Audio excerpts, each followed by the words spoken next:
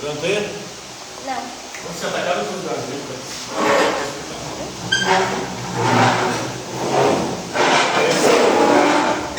Mas eu vou.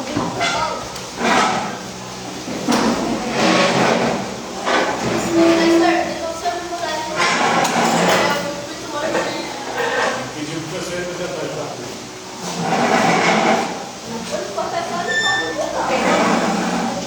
Lembra bem das questões. Quando a aula de hoje vamos falar sobre aquela que é uma religião. O cristianismo tem mais de 2 bilhões de férias. Uma religião que surgiu por Jesus Cristo. E por volta do ano 30 da era cristã, ele começou a sua atividade missionária, reunindo em torno de si alguns discípulos. Depois ele foi crucificado, morto e sepultado. Segundo a tradição, segundo os discípulos, ele ressuscitou no terceiro dia. Subiu aos céus, está sentado à direita de Deus Pai Todo-Poderoso, de onde ele há de vir julgar os vivos e os mortos. Né? E aí os discípulos saíram pregando essa boa nova, essa boa notícia, que é o Evangelho de Jesus Cristo, da ressurreição de Cristo, para todos os povos. Especialmente depois da entrada de Paulo entre os apóstolos. Os 12 apóstolos primeiros, um deles traiu Jesus, acabou seguindo a tradição cristã, outro foi colocado em seu lugar, e Pedro era o líder desses apóstolos. Mas até então o cristianismo estava resumido a uma seita judaica. Depois de serem perseguidos, especialmente por um fariseu chamado Saulo de Tarso, esse fariseu acaba caindo do cavalo, tendo uma visão de Jesus e se convertendo e sendo responsável por levar o cristianismo para os povos pagãos, para os povos politeístas, e assim expandindo o cristianismo, levando ele até a capital do mundo daquela época, que era Roma.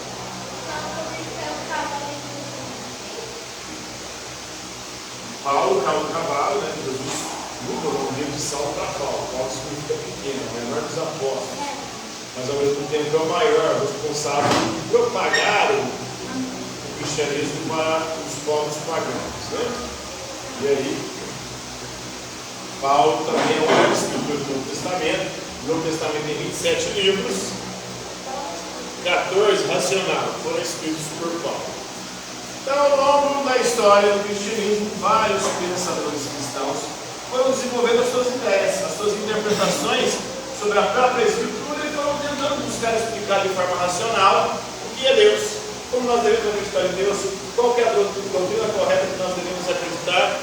E um desses pensadores é Anselmo de Canterbury, ou Santo Anselmo para a Igreja Católica, que é o pai da escolástica, o patriarca, aquele que fundou a escolástica.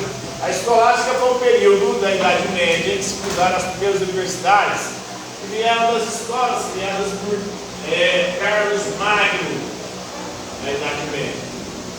E a partir disso, o pensamento filosófico e teológico começa a se desenvolver nessas universidades. E ele, influenciado especialmente pelo pensamento de Aristóteles, eles começam a desenvolver uma filosofia e uma teologia cristã, fundamentada em Aristóteles, diferentemente da filosofia e teologia de Santo Agostinho, fundamentada em Platão. Então, Anselmo de Canterbury, ele nasceu em 1033, depois de Cristo, em Aosta, na Lombardia, na Itália. A importância, ele mostrou como é possível demonstrar uma verdade revelada apenas pelo uso da razão. Ou seja, para ele é possível mostrar racionalmente que a fé faz sentido, que a fé é verdadeira. É possível, inclusive, provar que aquilo que nós acreditamos é verdade. Ele vai tentar desenvolver uma prova da existência de Deus, chamada de prova ontológica. O que é essa prova ontológica da existência de Deus?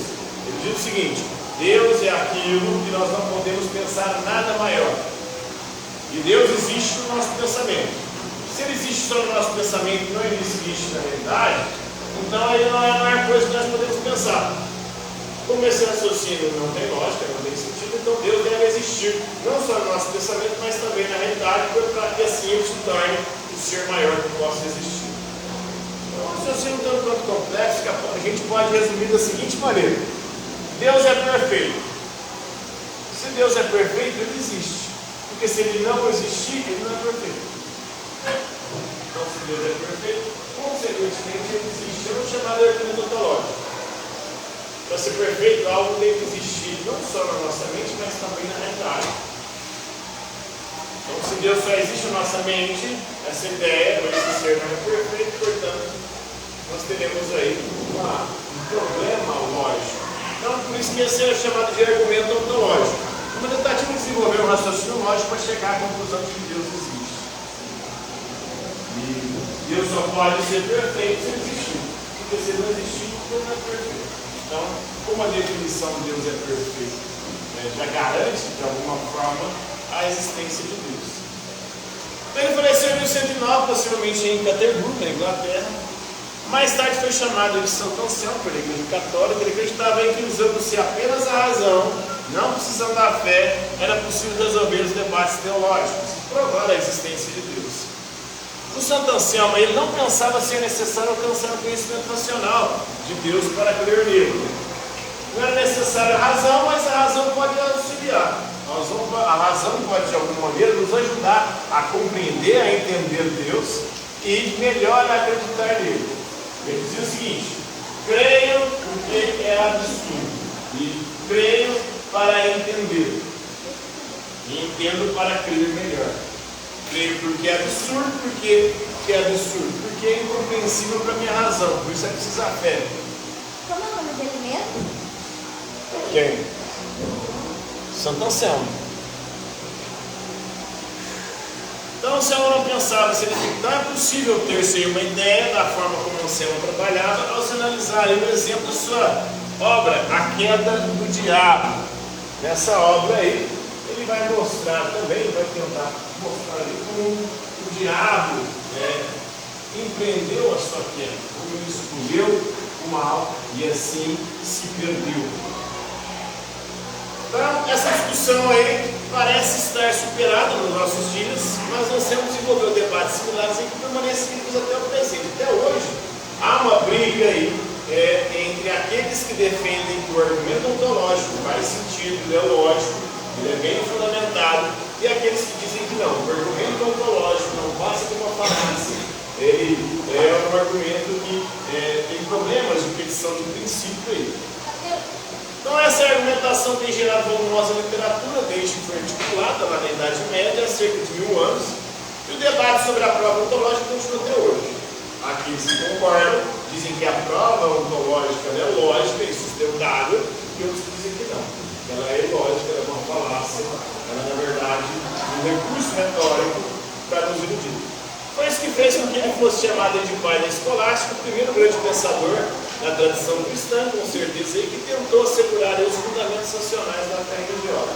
Então foi o primeiro da escolástica a tentar usar ali um pouco de Aristóteles, da lógica aristotélica, para assim desenvolver uma concepção lógica de Deus, ou racional de Deus. Tem um outro argumento agora que eu esqueci como procurar aqui. Vamos ter.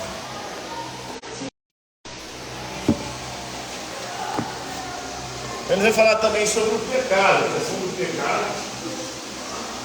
O pecado humano foi uma ofensa a Deus. E Deus, como um ser infinito, e ao pecarmos, nós, com o nosso pecado, de alguma forma, ofendemos infinitamente a Deus.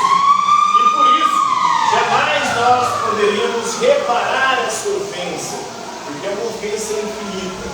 E aí, o que Deus fez? Por misericórdia e amor a nós. Como nós não poderíamos de alguma forma nos redimir diante de Deus, Ele manda o seu Filho para ser sacrificado em nosso lugar, para que assim, um ser infinito, todo-poderoso, possa fazer Ele mesmo a nossa redenção.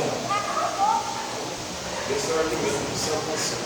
Ou somente o próprio Deus se sacrificando por nós, a ofensa infinita poderia ser redimida. Foi isso que Deus fez com o seu sacrifício da cruz. Conseguiu nos redimir dos nossos pecados e garantir para nós a salvação. Beleza?